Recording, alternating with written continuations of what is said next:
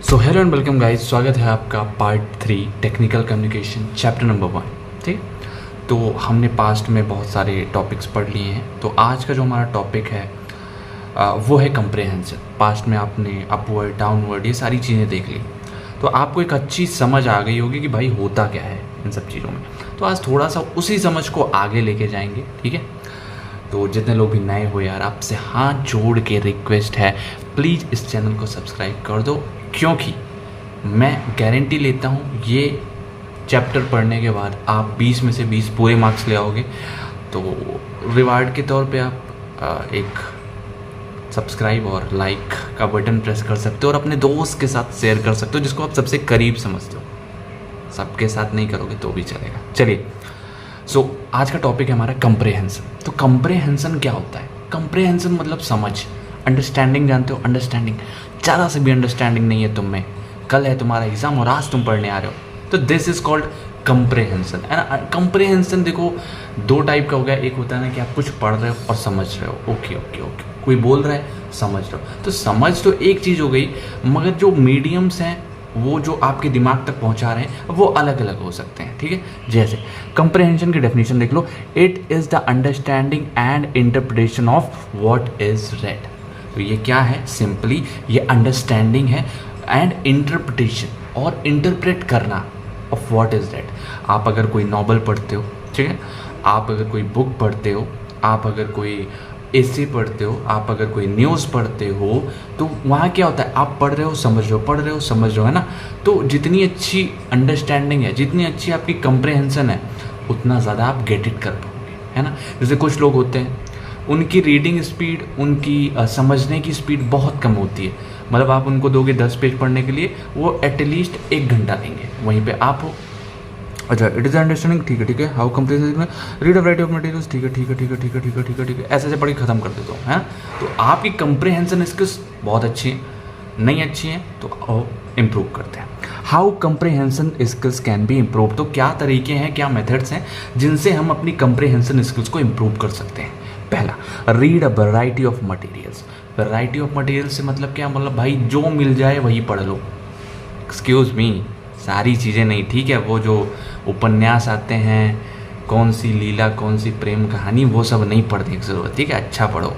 तो क्या है? Read a variety of material, जिसमें आपकी बुक्स आ गई, न्यूज़पेपर्स आ गए, आर्टिकल्स आ गए, ब्लॉग्स आ गए, क्वांटम सीरीज़।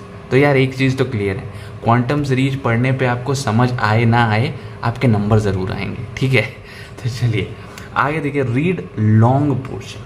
मतलब जब भी आप पढ़ने बैठो ना, तो 4-4 5-5 पैरा पढ़ो। अच्छा, मेरे पास बहुत सारी बुक्स हैं, थोड़ा सा मैं भी अपनी कंप्रेहेंशन स्किल्स इंप्रूव करता हूँ। जैसे मैं आपको एक आपको आइडिया देखता हूँ। जैसे ये है थिंक एंड ग्रो रिच, ठीक है। तो आप क्या कर रहे हो, जैसे आप पढ़ने बैठ रहे हो तो इतना पढ़ के मत ख़त्म कर दो। आप जैसे Abraham Lincoln was a failure at everything he tried से ले करके पढ़ने बैठो तो ठीक है, ओके यहाँ तक, रीप्रिंटेड तक, ठीक है, यहाँ तक आप पढ़ो तो ये एक अच्छा एडवांटेज होगा। मतलब 1 से 2 पैराग्राफ या फिर पूरा चैप्टर एक बार में निपटा दो, समझ लो, जैसे आप निपटाते ही हो यार एग्ज़ाम टाइम में। तो कंप्रेहेंशन स्किल आपकी बहुत मजबूत है, ठीक है। चलिए, अंडरलाइन और सर्कल अनफैमिलियर वर्ड्स। तो जो आप जब भी पढ़ते हो लिख के ले लो, कहीं ना कहीं कोई ना कोई 1 वर्ड 2 वर्ड, अगर नई चीज़ पढ़ रहे हो तो अटका ही देती है ना। न्यूज़पेपर पढ़ोगे, कोई ऐसा टर्म आ गया, बायोप्सी, ऑटोप्सी, तो वो चीज़ें हैं कि आपको उनको क्या करना है, अंडरलाइन कर दो या फिर उनमें गोला कर दो कि इसका मतलब मुझे देखना है, ठीक है। तब देखो आप उसको गोला करोगे, सीखोगे, तो नेक्स्ट टाइम के लिए आप प्रिपेयर्ड हो सकता है एक टाइम ऐसा है कि आप चेतन भगत की नॉवल पढ़ रहे हो और भाई साहब आपको कभी डिक्शनरी की ज़रूरत ही ना पड़े, आप कोई नॉवल पढ़ रहे हो, अरे भाई मुझे सब आता है, ठीक है। तो ऐसा होगा, बट उसके लिए आपको ये करना पड़ेगा, ठीक है। After reading recall as much as information as possible. देखो पढ़ने का एक बेस्ट तरीका बता रहा हूँ। अगर आप क्वांटम सीरीज कर रहे हो, कहीं भी पढ़ रहे हो, कोई भी बुक पढ़ रहे हो, कुछ भी गेट इट करना है, क्या करूँ? जैसे ये है, पूरा पढ़ने के बाद आइज़ क्लोज करो। अच्छा, मैंने स्मार्ट इंजीनियर बाबू की वीडियो देखी, मैंने उसमें आज देखा कंप्रेहेंशन। कंप्रेहेंशन ये होता है अपने वर्ड्स में, ठीक है, अपनी वर्डिंग में कंप्रेहेंशन ये होता है, उसका ये है वो है, कैसे इंप्रूव करेंगे, टेक्निक्स क्या है, सारी चीज़ें, टाइप्स क्या हैं, अपने दिमाग में बनाओ, ठीक है। दिमाग में बनाओ, बेस्ट है। और उससे सबसे ज़्यादा बेस्ट ये है कि दिमाग में बनाने के बजाय एक नया पेज खोलो, ठीक है, वहाँ पे खच खच खच खच खच प्रैक्टिस कर डालो। ठीक है, तो ऐसे ही होगा ना, दिमाग में भी आया और वो कॉपी में भी आया तो वो आपको हमेशा के लिए याद हो जाएगा, एटलीस्ट एग्ज़ाम तक के लिए तो डेफिनेटली याद हो जाएगा।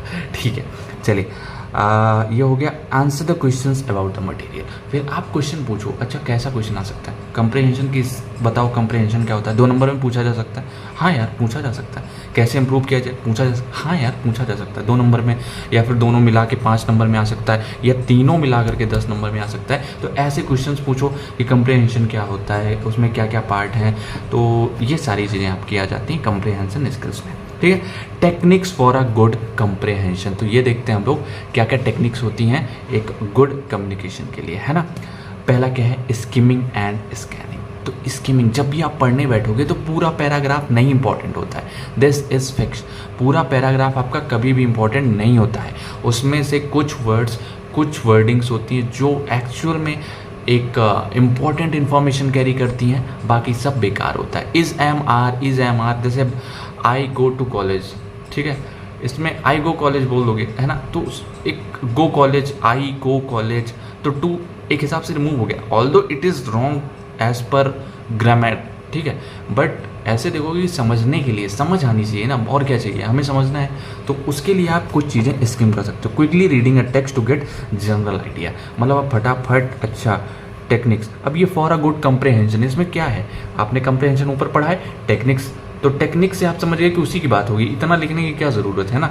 ठीक है, ठीक ठीक, टेक्निक्स उसी चाहिए ना, ठीक ठीक ठीक ठीक, तो ये चीज़ें होती हैं। ठीक है, अब स्कैनिंग क्या होता है, rapidly searching a text for specific keywords और इन्फॉर्मेशन। जैसे मान लो आपसे सवाल पूछा गया कि give 2 techniques that are related with comprehension, तो आप क्या करोगे, मान लो यहाँ पे तो कॉपी है, मान लो कोई बुक है, तो बुक में आप ढूंढ रहे हो, जैसे यहाँ ये इस लाइन में लिखा है 2 टेक्निक्स, ठीक है, अच्छा ये रहा 2 टेक्निक्स स्किमिंग एंड स्कैनिंग, ठीक है यही, ठीक है। तो अभी तो मान लो ये तो यहाँ एक पॉइंट्स में दिया है, अगर वैसे दिया होता तो आप ऐसे करते, तो in the same way rapidly searching a text for specific, आपने कोई क्वेश्चन आया है, अच्छा ये वाला क्वेश्चन का वहाँ आंसर है, फटाफट ढूंढ दो, अच्छा मिल गया, ठीक है ये हुआ, ये लो टिक लगा दिया, समझ गए, तो वो हो गया। फिर नॉन वर्बल सिग्नल्स क्या हो जाते हैं, certain style features, different fonts, bold, print, underlining और italics emphasize the word subtitles.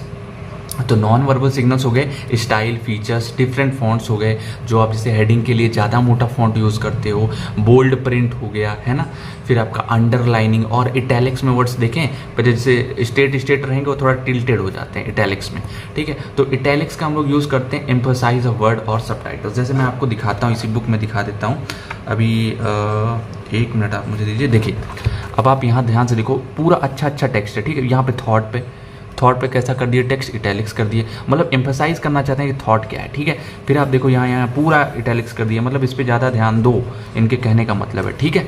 चलिए फिर अब आप ध्यान से देखो, नॉन वर्बल हो गया हमारा, सबटाइटल्स जो आते हैं उनको भी आप इटैलिक्स से कर सकते हो। स्ट्रक्चर ऑफ द टेक्स्ट का स्ट्रक्चर कह सकते हो, टेक्स्ट का स्ट्रक्चर कैसा है, ठीक, स्ट्रक्चर ऑफ पैराग्राफ का स्ट्रक्चर कैसा है। फिर हमारा पंक्चुएशन, जो आप question mark, at the rate, है ना, exclamation mark, hashtag, full stop, ये सारी चीज़ें आपकी आ जाती हैं पंक्चुएशन में। Authors view point, it is the most important. अगर आप किसी ऐसे एग्ज़ाम की तैयारी कर रहे हो जहाँ पे कंप्रहेंशन रिलेटेड क्वेश्चन आते हैं, तो वहाँ पे जानते हो आपको पकड़ना होगा कि भाई ऑथर क्या सोच रहा है, वो क्या सोच के लिखा है, ठीक है, तो वो आपको पकड़ने की ज़रूरत है। रीडर्स एंटिसिपेशन, ठीक, रीडर्स की हेल्प हो। फिर समराइजिंग क्या है, आपको समरी बनाना है, कहा जाता है ना जब भी पढ़ो तो समरी बनाओ। फिर लास्ट क्या हमारा typical reading comprehension question solve करो उससे रिलेटेड, ताकि आपकी अंडरस्टैंडिंग और इंक्रीज हो, ठीक है। दैट्स इट, कंप्रहेंशन इतना ही है। चलिए नेक्स्ट टॉपिक की तरफ बढ़ते हैं। ओके जी, तो आ जाइए हम अपने अगले टॉपिक पे आ जाते हैं, जिसका नाम है सेंटेंस स्ट्रक्चर। नाम से क्या लग रहा, सेंटेंस का स्ट्रक्चर, वही होगा sentence structure. Sentence structure is the way, एक तरीका है, in which we combine words, clauses और phrases in order to convey a complete thought और आइडिया। मतलब एक ऐसा तरीका जिसमें हम वर्ड्स को कंबाइन कर रहे हैं, क्लॉजेस को कंबाइन कर रहे हैं, फ्रेजेस को कंबाइन कर रहे हैं, ताकि वो एक सेंटेंस एक बढ़िया तरीके से हमारी बात को प्रकट कर सके, हमारे आइडिया को प्रकट कर सके। हम भाई दूसरे को बता रहे हैं, ऐसे हम बोले चाइना ने जो है, जैसे मान लो इंडिया की बात करते हैं, चाइना छोड़ो यार, जैसे कि इंडिया ने चंद्रयान 4 लॉन्च किया है, ठीक है, इसरो ने। आप बोल रहे हो 4 चंद्रयान इसरो लॉन्च, तो ये क्या है? ये तो एक ख़राब तरीका है ना। तो बोलो Chandrayaan 4 was launched by ISRO, ठीक है, has been launched by ISRO. तो यहाँ पे समझ में आ रहा है कि भाई आप कोई एक बढ़िया, अब 4 चंद्रयान मतलब क्या 4 चंद्रयान जा रहे हैं कि चंद्रयान 4 एक कोई चीज़ है ना, तो वो चीज़ें हो, ठीक है। Depends on language. तो सेंटेंस स्ट्रक्चर कई बार क्या होता है भाई, अब आप इंग्लिश देख रहे हो तो आपको समझ में आएगा कि अच्छा ये यूज़ करते हैं, ऐसे हो जाता है। अब हिंदी देखोगे तो हिंदी में कुछ ऐसा ही है। अलग अलग लैंग्वेजेस में जैसे आई लव यू होता है, ठीक है भाई, मैं उतना ही जानता हूँ। मैं पूरी 25 लैंग्वेजेस देखा हूँ, 28 लैंग्वेजेस में आती हैं, क्योंकि मैंने 22 लैंग्वेजेस में लड़कियों को प्रपोज़ किया है। आई एम सॉरी, ज़्यादा हो गया, मैं इतना चेपू भी नहीं हूँ, बट मुझे 22 लैंग्वेजेस में आई लव यू आता है, ठीक है। तो मुँह तुम्हाको भालू पाए, आमी तुम्हाको भालू पाए, ठीक है। और क्या होता है यार, बस भूल गया बाकी आई लव यू जानते ही हो, मैं तुमको प्यार करता हूँ, ये सारी चीज़ें हैं ना। तो इसमें आप देखोगे ना तो वो जो ऑर्डर है वो चेंज होता रहता है, ठीक है, सिंपली।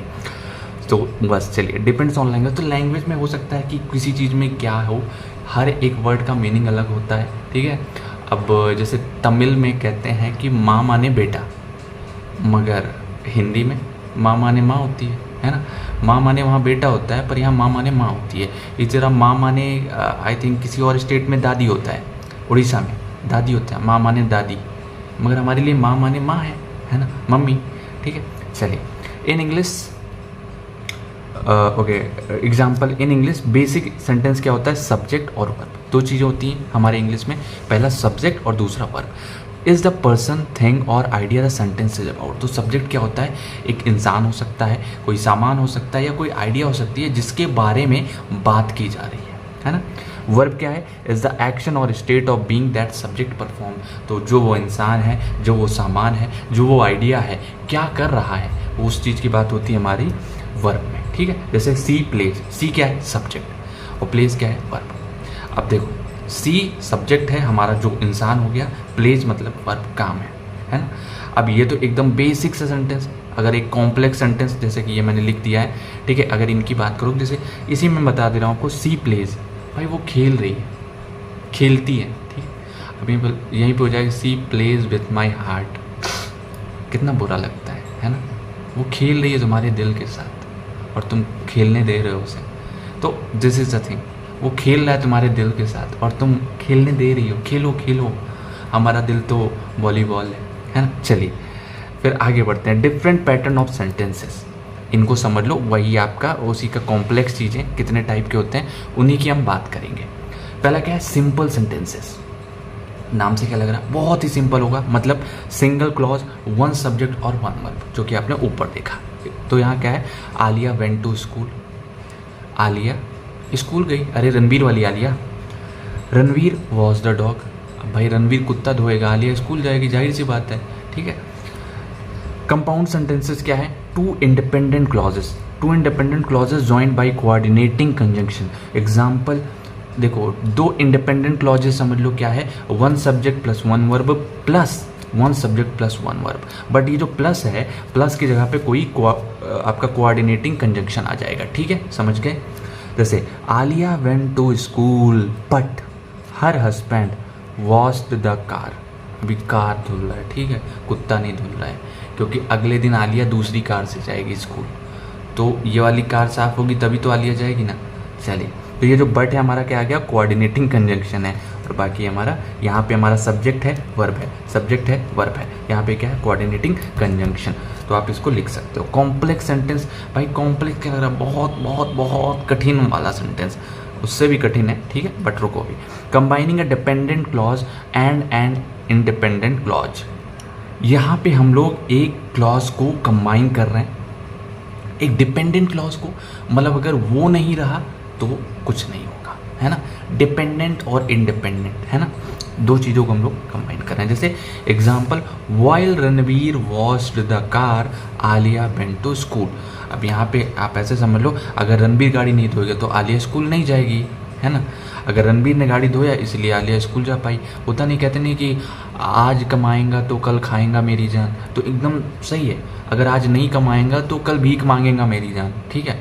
तो डिक्टो वही चीज़ है कि आज जो होता नहीं कि एक चीज़ पे डिपेंडेंट है पूरा पूरा। While Ranbir was the car Alia went to school, ठीक है। अब उससे भी ज़्यादा देखना, कंपाउंड कॉम्प्लेक्स सेंटेंसेस क्या हो जाते हैं, थोड़ा और कठिन होते हैं। कंपाउंड और कॉम्प्लेक्स को मिला दिया गया। 2 independent clauses in addition to a dependent clause, तो 2 इंडिपेंडेंट क्लॉज हो गए प्लस 1 डिपेंडेंट क्लॉज हो गया। कैसे?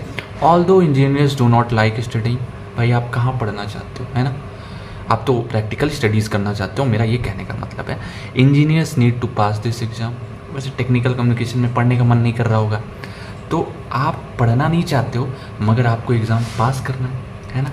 And they need to get minimum 30 marks in this exam, तो ये एकदम भारी भरकम, देखो इसमें ऑल्दो आ गया है, ठीक है, एंड आ गया है, तो बहुत सारे भारी भरकम सेंटेंसेस इसमें आपको देखने को मिलते हैं। तो समथिंग लाइक दिस। चलिए फिर आगे देख लेते हैं क्या है हमारा कंप्लीट सेंटेंस। कुछ नहीं है भाई, कुछ भी नहीं है, बस वही आपका सिंपल सेंटेंस ही है, समझ लो। दो sentences subject plus verb and they express a complete thought, ठीक है, जो एक ही सेंटेंस मतलब पूरा पूरा कंप्लीट, इसके ना उधर ना उसके उधर, कुछ भी नहीं है, ठीक। जैसे चंद्रयान 4 लॉन्च्ड बाय इसरो, काम खत्म भाई, बात इतनी ही है, चंद्रयान 4 लॉन्च किया गया इसरो के द्वारा, और क्या चाहिए तुम्हें, है ना, दैट्स इट। तो ये हमारा एग्जाम्पल था, इतनी जगह बाकी रह गई तो मैंने कहा थोड़ा सा, है ना।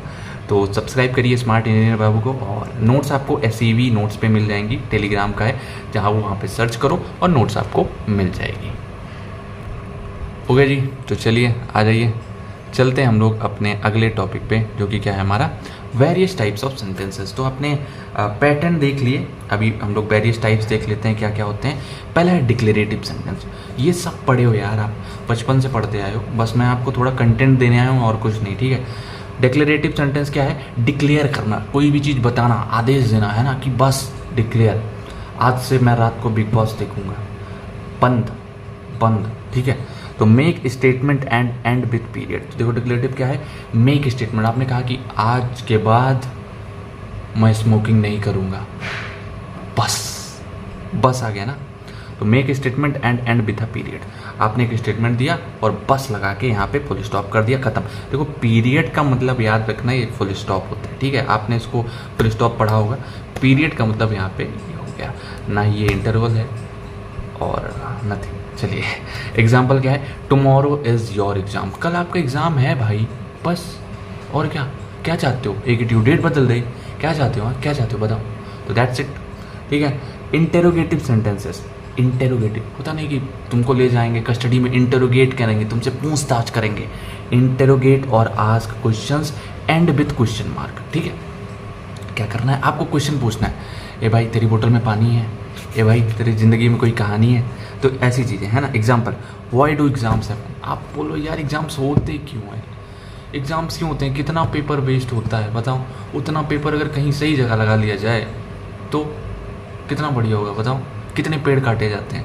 आप ऐसा क्वेश्चन पूछते हो, ठीक है। इम्पेरेटिव सेंटेंस, इम्पेरेटिव सेंटेंस क्या हो गया?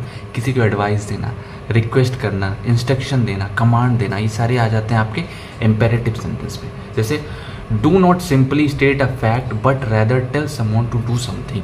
जैसे आपने कहा मैं आज स्कूल जाऊंगा मगर भाई तुम एक काम करना, तुमने पूरा घर साफ करके रखना, ठीक है। तो आपने बताया उसको और उसको कुछ बताया कि आपको ये करना भी है ना। आप बोलो कि अच्छा तो तुम दुकान जा रहा है, तुम्हें दुकान जाना है, ठीक है, वहाँ से 2 बियर की बोतल और बगल में आलू भुजिया लेके आना, है ना। तो ये सॉरी एग्जाम्पल्स बहुत ज़्यादा नशीले हो रहे हैं, आई थिंक, माफ़ करिएगा, बाकी आप समझ रहे हो ना, दैट्स इट। तो एडवाइस रिक्वेस्ट हमने कहा ना कि उसको कि आलू भुजिया भी ले आना साथ में बियर की बोतल के साथ, ठीक है। तो उसको कमांड दिया, रिक्वेस्ट करना है, प्लीज़ यार मेरा असाइनमेंट जमा कर देना लिख के, भाई मैं नहीं आ पाऊँगा, ठीक है।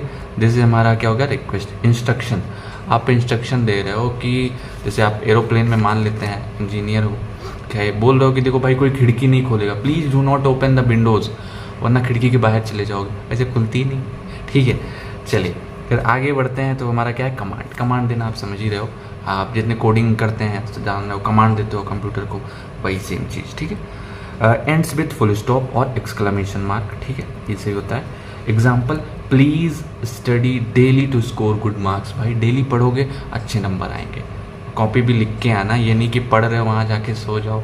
डेली तो पढ़े हैं, नंबर तो अच्छे आएंगे ही, छोड़ो एग्जामिनेशन हॉल में सो रहे हो, ऐसा भी नहीं होना चाहिए, ठीक है। चलिए, एक्सक्लेमेटरी सेंटेंस क्या है?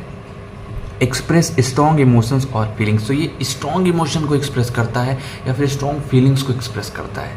जैसे ending with an exclamation point, ये एक्सक्लेमेशन पॉइंट से होगा, वो वाला याद रखना, उससे होता है दोनों से। Example, he said he wanted burger instead of pizza. कहते नहीं यार मुझे बर्गर चाहिए था, तुम पिज्ज़ा क्यों ले आए, है ना, तो ऐसे बोलते नहीं।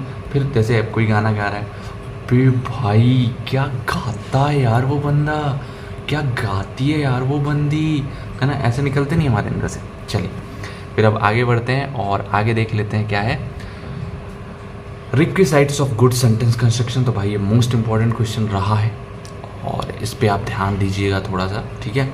थोड़ा सा क्या, इस पे थोड़ा ज़्यादा देना, क्योंकि सब पे थोड़ा थोड़ा दे रहे हो। तो 3 रिक्विसाइट्स ऑफ सेंटेंस कंस्ट्रक्शन मैं बता दे रहा हूँ, इनको याद कर लेना, इन्हीं को एक्सप्लेन कर लेना। क्लियरिटी, भाई कोई भी अगर आप सेंटेंस बना रहे हो तो क्लियर होना चाहिए, मतलब first and foremost element of sentence कि आप जो बोल रहे हो क्लियर हो। 4 चंद्रयान लॉन्च इंडिया, इसरो क्या है, what is it, nothing.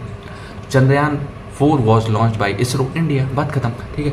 Basic concept क्या है, sense is clear, sentence is clear. जो आप बोल रहे हो, बोलना चाहते हो, उसका सेंस क्लियर हो, है ना, सेंटेंस क्लियर हो आपका।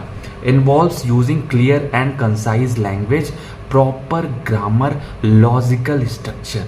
तो क्या कह रहे हैं कि क्लियर और कंसाइज लैंग्वेज यूज़ करो, प्रॉपर ग्रामर यूज़ करो, लॉजिकल स्ट्रक्चर्स यूज़ करो, ठीक है। ये सारी चीज़ें आपकी आ गई इसमें। अब देखो इसका एग्जाम्पल देख लो। एग्जाम्पल है unclear, she went to store and bought some grocery she needed for dinner. भाई क्या सी लगा रखा है, क्या सी, है ना।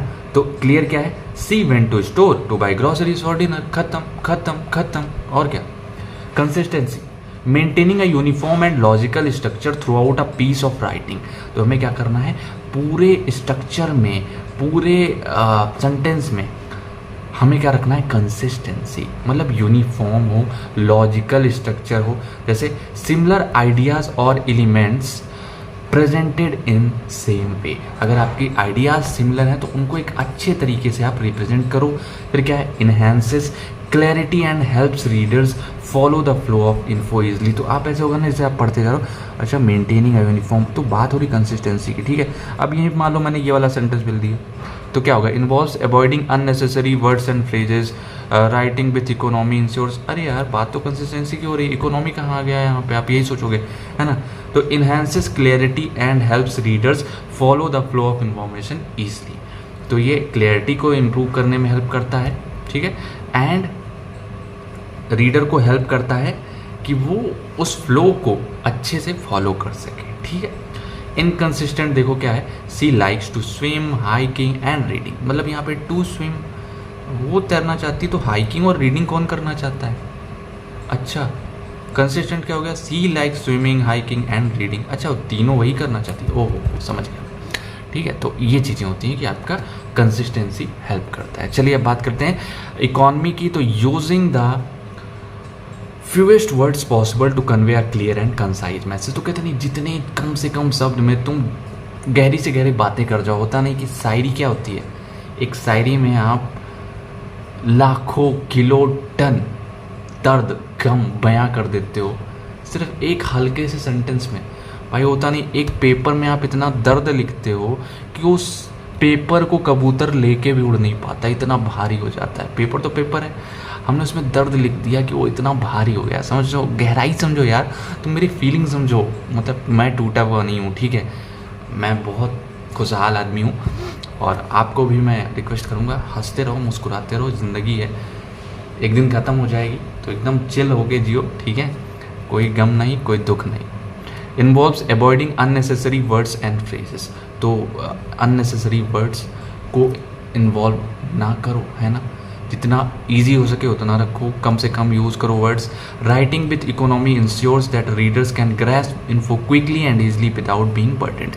क्या होता है ना, जब तुम चेतन भगत या किसी हैवी राइटर की नॉवल पढ़ने बैठते हो और तुमको इंग्लिश का जी तक आता है, ठीक है, ENG मतलब इंग्लिश होता है, तुम्हें इतना पता है, पढ़ने बैठोगे कहोगे यार ये वर्ड नहीं आता, ये वर्ड नहीं आता, ये वर्ड नहीं आता, यार ये लोग अपने लिए लिखे हैं क्या नॉवल। अरे आम जनता को समझ में आनी चाहिए ना। ऐसा सोचते हो ना आप कि कम से कम जो है वर्ड्स में, ईजी वर्ड्स में हो, वोकैब ज़्यादा भारी ना हो। तुम पढ़ोगे 4 पन्ना पढ़े, मतलब है नहीं समझ में आ रहा, बंद करो, कौन पढ़ेगा, है ना।